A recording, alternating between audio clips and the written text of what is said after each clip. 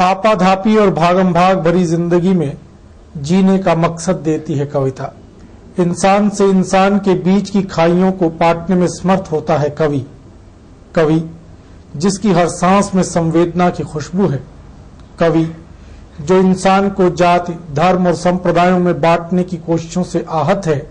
कवि जिसके लिए जीवन का सत्य है प्रेम, भाईचारा और समरसता। ऐसे ही एक कवि का नाम है लक्ष्मण दास गिदड़ा। लक्ष्मण दास गिदड़ा का जन्म संवत 2000 की शरद पूर्णिमा के दिन भोर बेला में पंजाब प्रांत के अबोहर कस्बे में हुआ।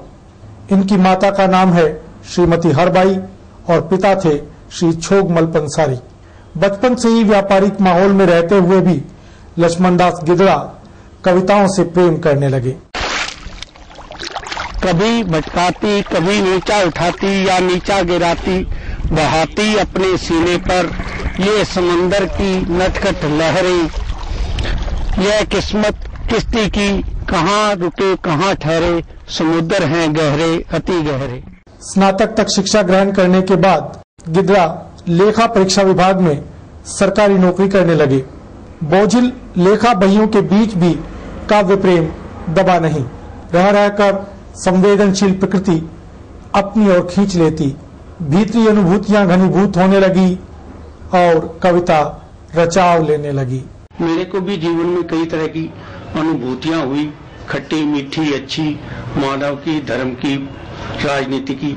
इन सब अनुभूतियों को मैंने ढंग से प्रस्तुत करने के लिए ये माध्यम अपनाया और कविताओं के माध्यम से मैंने अपनी बात जन जन को पहुंचाने का ये प्रयास किया है।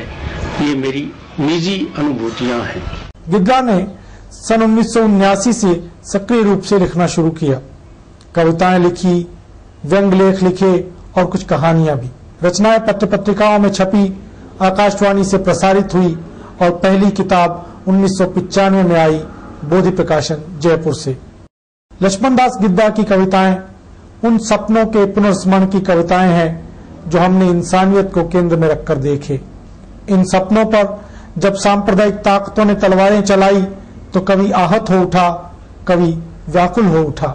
मैंने मिट्टी उठाई मस्जिद से, मंदिर से, गुरुद्वारे से, जांचा परखा, नापा तोला, न तो खुदा गुर्राया न भगवान ही घबराया, मीठी सी बस आवाज आई, ऐ बंदे तेरी मुराद पूरी हो, हम सब तो एक हैं, हमारा दिल एक है, ईमान एक है। समय के इस त्रासद दौर में जबकि हमने संवेदनाओं की आंखें बंद कर ली हैं, ये कविताएं आंखें खोलकर समरस जीवन के सपने देखने की खुली अपील करती हैं। लक्ष्मण दास गिदड़ा की कविताएं सादा हैं, साधारण हैं, लेकिन इनके भाव असाधारण हैं। सहजता इन कविताओं का प्राण तत्व है। इनमें भाषा की बुनावट है, बनावट नहीं।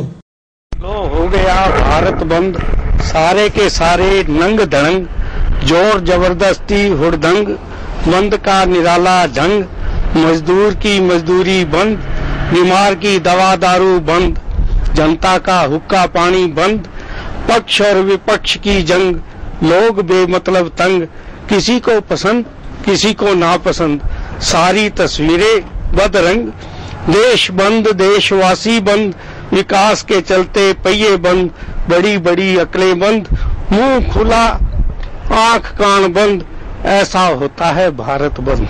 कोमलता, सादगी और सहजता से इंसान की सोई हुई चेतना को जगाने का प्रयास करती गिदड़ा जी की कविताएं बीते युग का दस्तावेज हैं और नए युग की मार्मिक कहानी भी।